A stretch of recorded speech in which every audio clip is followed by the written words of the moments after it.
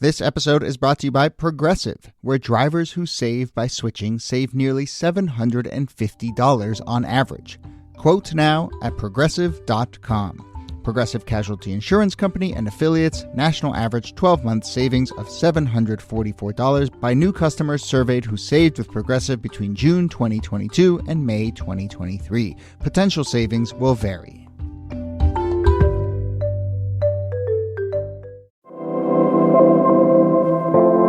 Hello and welcome to This Day in Esoteric Political History from Radiotopia. My name is Jody Avirgan. This day, December 1875, a man by the name of Louis Riel, the father of the Metis nation, traveled to Washington, D.C. from Canada and asked President Grant for financial and logistical support in his war against the Canadian government.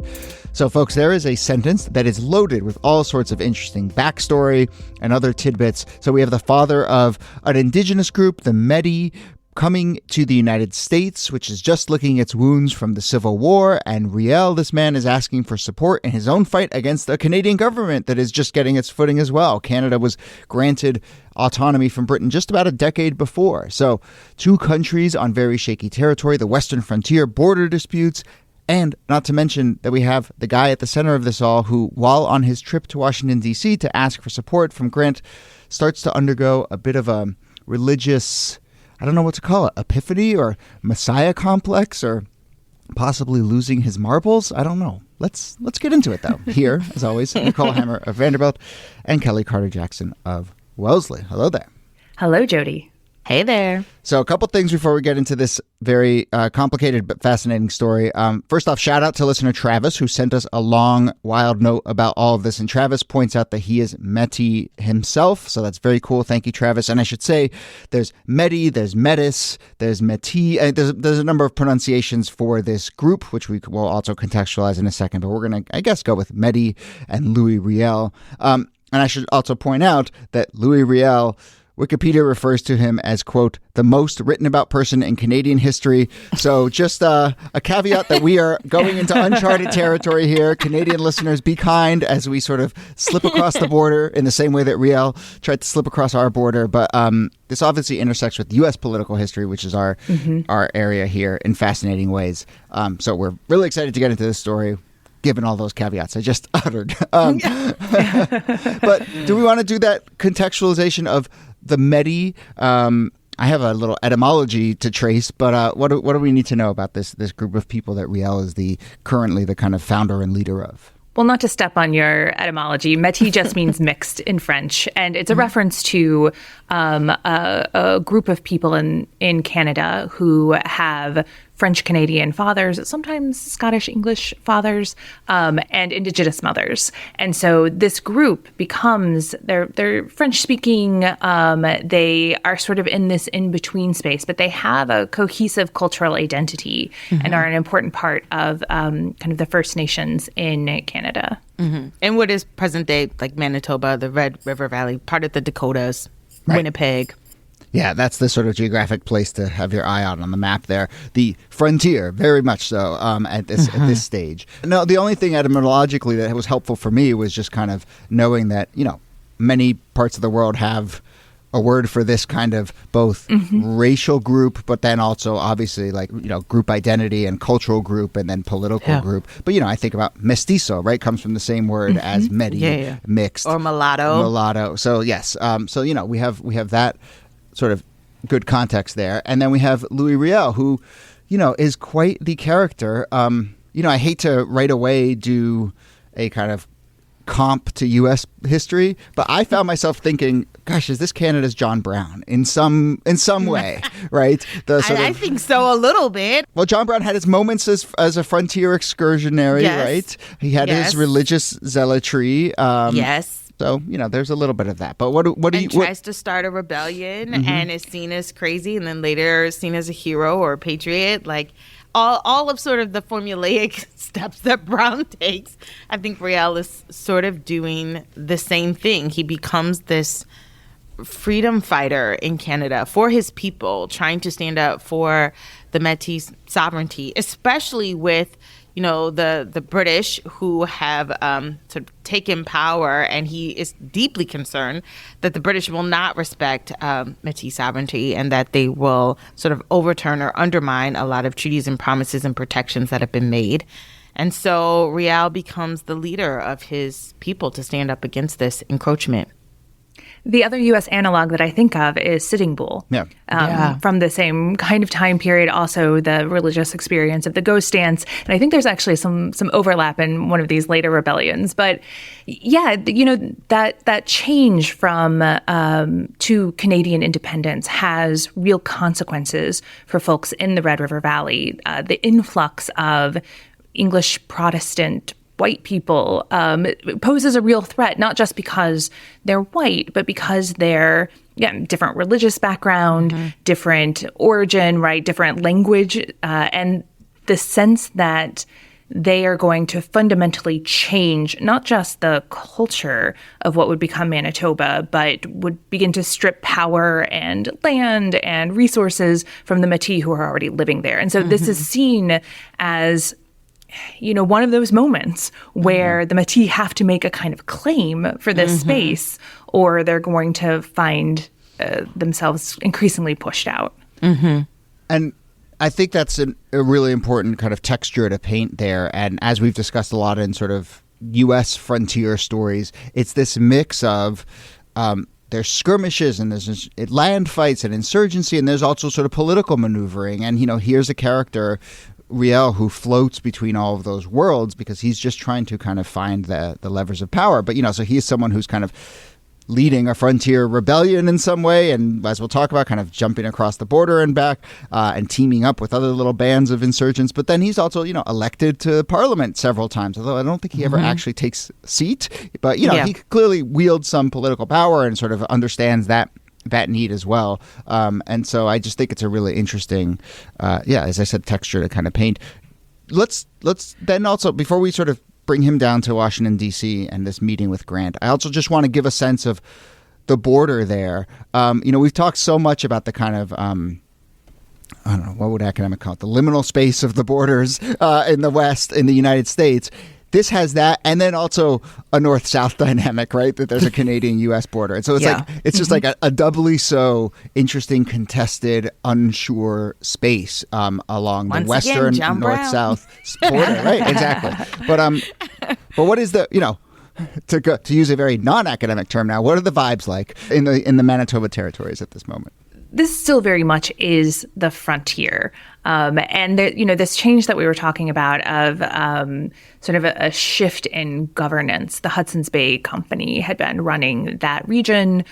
They handed over to the Canadian government, and there's a rebellion, right? There's this fight over who should run that region, and Riel wins. But he also, in the process, as Manitoba is coming into Canada as a province, somebody is killed. They're executed for treason, and Riel is charged with murder. And so that's why he ends up in the U.S. And the vibes are, that this space all the way out west on the frontier is frontier. Like, it's a kind of, if not lawless, it's a place where you can escape and when you can slip across borders and when you can kind of slip into a place that's safe and outside of the long arm of the law. And that's kind of a real asset to Riel as he is trying to figure out both how to lead this rebellion, but also not get arrested. I mean, this is fascinating to me because, it's known as the Red River Rebellion, and, they seize this fort. And when you think about just the geography of Winnipeg and its proximity to the United States, it's close. It's, when I lived in North Dakota, you could go to Winnipeg and in, a couple hours driving, you were there. And so that ability to be able to cross the border to escape, pursuit, was something that enslaved people did a lot. They left the United States to get to Canada so that they couldn't be pursued. So in some ways, Riel is being quite strategic about fleeing to the United States, but also later seeking, assistance from the United States to maintain their sovereignty. Yeah. So on that assistance, one of the little tidbit to point in, just because there is a a way in which this story intersects with a couple other things we've touched upon. We did do an episode about Sitting Bull at one point, taking bands of his people into Canada because they were being pursued by the U.S. forces and finding refuge in Canada, regrouping, and then coming back. And so there's a sense of the border being a place where people, shift back and forth. And then we also did this episode, I think in our first year of the show, about the Fenians and the Irish Americans who were drifting them across the border and doing this series of raids. And this was more kind of over in the east, around the Great Lakes region. But there are some Fenians kicking around in the Red River area as well. And Riel at one point links up with them and tries to recruit them to come and fight in Canada. So many different groups floating back and forth, fighting different battles, trying to band up with each other. But it's one thing to do it kind of at that skirmish level, and it's another thing to go to the president of the United States and ask for official support, which is what Riel does in this moment that we're marking. I suppose we should ask, what's on Grant's plate the day that Riel walks in and says, "Hey, can you help me with this little thing that I got going on at the on the frontier?" I mean, my goodness, Grant. First of all, the war has ended about maybe 10 years ago, but we're still, I would say, at the height, almost at the end of Reconstruction. And at this point, the United States is trying to reconfigure itself, but dealing with a lot of racial riots and rebellions in almost every major city and even minor cities. There are these race riots that are taking place that Grant has to send in, troops to sort of quail these riots. There is, threats of corruption within his administration. I mean, he is putting out fires left and right. And so when Riel comes to him, he's kind of like, buddy, get in line. There's also this major economic depression that the U.S. is in the middle of that started with the Panic of 1873. This is not a top priority for Ulysses S. Grant. Yes. And it's so funny that his response to him is sort of like, how about you just become a citizen? Why don't you just become American and just leave Canada behind? Save yourself. Well, is it save yourself, or is it at some level also I like the cut of your jib? Maybe you should come do, work. This work guy's with 30. It's weird. This guy's 30 years old and he has an audience with the president. He's clearly an outsized figure even at that moment. So the idea that America's kind of getting something from bringing Riel over doesn't seem impossible.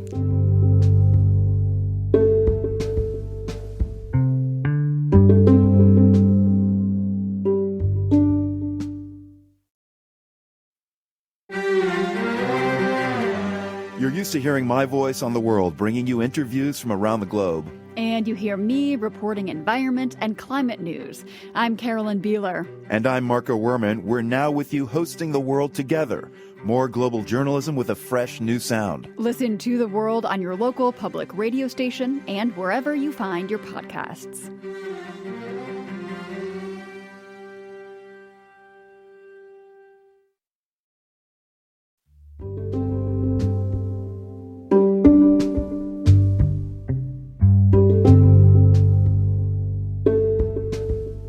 So he suggests that Riel seek U.S. citizenship. He then, but also by way of saying no, I'm not going to send troops to back you up. I'm not going to support you. And then this other thing happens, which is very important to the Riel story, and I think then has consequential for the story of the Metis. But while he's in Washington, D.C., Riel attends Mass, which I think is not uncommon. But what happens when he goes to Mass in Washington, D.C.? I mean, he gets the Holy Spirit. He has a revelation, a renaissance, but not just a sort of a spiritual revelation I've heard from God. All of a sudden he starts to say I am the prophet of the new world. I am the Messiah. Actually, I'm a bigger deal than people think I am. He has this, some might call spiritual epiphany. I think his family and close friends might say, no, this is sort of his mental undoing, and we're concerned about his health. And he starts to alarm people with his proclamations, his religious proclamations. And this was something that there had been signs of before. After his father died in the mid-1860s, he starts to say, no, I'm not actually Louis Riel. I'm a descendant of King David. At this moment, he's calling himself King David. And so there had been signs that he was struggling with his mental health over this decade. But this is a real break moment. And in fact, his family is going to commit him to a mental hospital in Quebec in 1876 because they're concerned about him. That, you know, he's crying in public, he's tearing off his clothes. This is a real sort of person in distress. Yeah. And so that move by his family is just a few years after this. But this is part of where the John Brown popped into my head, was this kind of real deep religious fervor and zealotry, to put it mildly. And I'm curious, not to make this about John Brown, and if we've done episodes about John Brown, but did people dismiss John Brown as not just kind of dangerous politically, but as a like crazy person at the time, as a lunatic? Yeah, I would not say people thought that he was like certifiable, that he had lost his marbles. I think that people thought his plans were just impossible. But they admired his plans. Do you know what I mean? Like the desire to abolish slavery, like none of that was seen as problematic. It was just the way he was trying to go about it. People thought this is a suicide mission. No one's going to be able to win this. But I don't think people actually thought that he was, should have been committed. I don't think people also believe that he was actually going to commit this raid or like actually, see it through. So I do think there are differences in terms of like how, that's where I would see the differences. Like, I think that Riel in some ways really is having a mental breakdown, and it's not as though he's pushing for a goal that everybody can get on board with. Do you know what I mean? Like, it'd be one thing if everyone's like, yes, you are the son of David, like that's not what's happening here. Or that the Metis fight, was sort of part of a larger fight in the way that abolition was really a sort of growing significant presence in the United States. Yes. It's also worth noting that this is like episodic and not something that becomes disqualifying in any way for Riel as a leader of this movement, because he is back in action in the 1880s. He does come to the U.S. He becomes a citizen. He becomes a Republican. He has all of these. He becomes a big part of a political movement, and the Metis are still interested in him as a leader. And they come to him in 1884, and they're like, "Help us again. Help speak for your people again." And he becomes involved in another armed uprising. Yes, and we will get to that because that then leads to his demise. But you glossed over to me, the very interesting irony that he eventually does become a U.S. citizen after all of this, after he's released from an institution, and he goes and he leads some. But then he also, it's like he's going down the interesting political character bingo card, because part of what he does is he also tries to rig an election somewhere in there. I mean, who amongst us? What's that? Who amongst us? What's more American? Yeah. But he, right, especially in the late 19th century. Incredibly zealous for the Republican Party. I'm all in. He jumps across the border. He tries to convince some Canadians or British subjects to vote in a U.S. election for the Republicans against the Democrats, and then he gets brought up on charges for that, and then he applies for citizenship as maybe a loophole way to get out of that. But anyway, it is just another little interesting tidbit and quite the life for this man. I can see why he's Canada's most covered person. I know, but no kidding. I mean, he's American, though. I mean, he gets American citizenship. Correct? At that point, yeah. At that point, so, he's kind of ours. Yeah.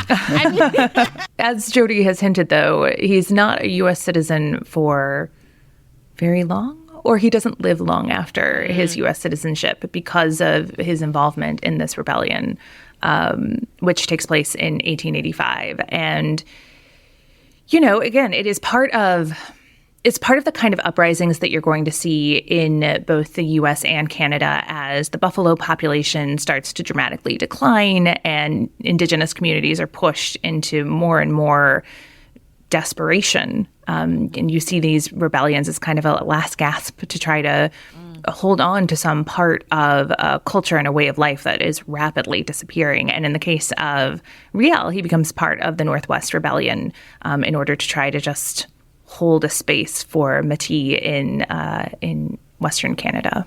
Yeah. He's still to the very end, still fighting for his people, still fighting for their sovereignty to the very end. Yeah, but he is then arrested as part of his role in this, and he is tried. And it is notable that in his trial, his lawyers at least recommend that he mount an insanity defense. And he rejects that, and he is then found guilty, but the jury recommends mercy, but the judge nonetheless sentences him to death. And that is how Riel's story comes to an end. He's executed on November 16th, 1885, 10 years after he has gone down to have his chat with Grant.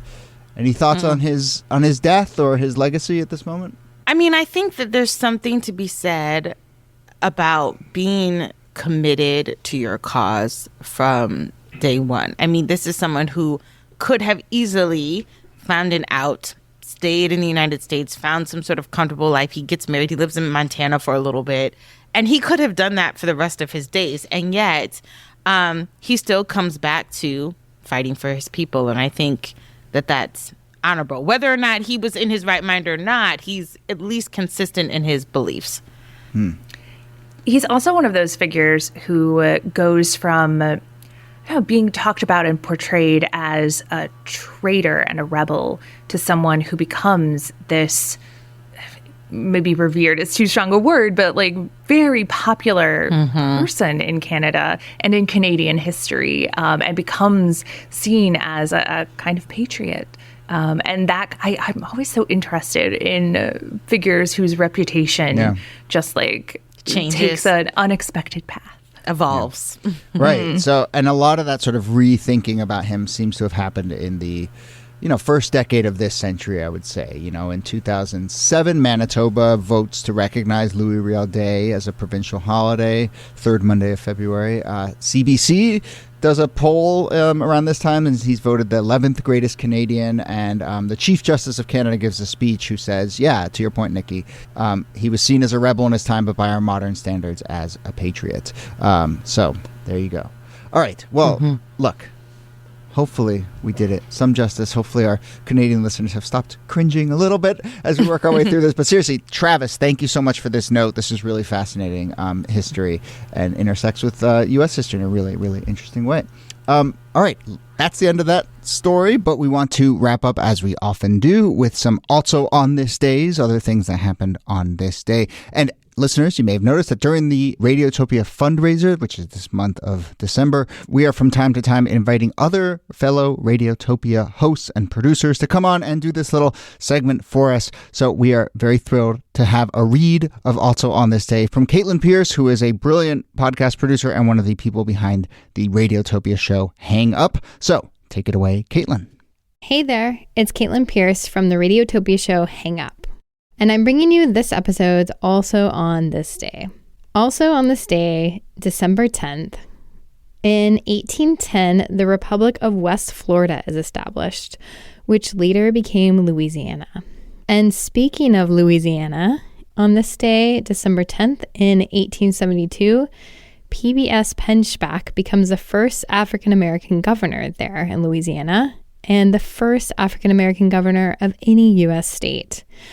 He served for only 37 days. On this day in 1906, Theodore Roosevelt becomes the first American to win a Nobel Prize, but obviously not the last. Just this year, we had Katalin Karikó and Drew Weissman win the Nobel Prize in Medicine. That was for research that led to the development of the two most important COVID-19 vaccines. Katalin Karikó is Hungarian-American and Drew Weissman is American. This day more recently is when the hammer comes down. In 2008, Illinois Governor Rod Blagojevich was arrested for attempting to sell a U.S. Senate seat. And in 2019, on this day is when formal impeachment charges against President Trump are announced. All right. Thank you to Caitlin Pierce. If you have not heard the show Hang Up, podcasting's first reality dating show, a really, really brilliant podcast and concept, and the kind of thing that can only be done here at Radiotopia through listener support. Hint, hint, nudge, nudge. Go check out Hang Up and do become a member of Radiotopia if you want to support us. And you can get a 20% discount on our new merch if you use the link in the show notes or at our website, thisdaypod.com. All right. Thanks again, Caitlin. Thank you to everyone who supported the Radiotopia fundraiser. And thanks, as always, to you, Nicole Hemmer. Thank you, Jody. And Kellie Carter-Jackson. Thanks to you. My pleasure. Thanks for listening. Our researcher and producer is Jacob Feldman. Our producer is Brittany Brown. Our transcripts, which you can find on our website, are done by Kala Nakua. This Day in Esoteric Political History is a proud member of Radiotopia from PRX, a network of independent, creator-owned, listener-supported podcasts. Audrey Mardovich, executive producer, Yuri Lasordo, director of operations. Thanks to all of you who support this show by being members of Radiotopia. Find transcripts, sign up for our newsletter, find us on social, suggest topics, all that and more at our website, thisdaypod.com. See you soon.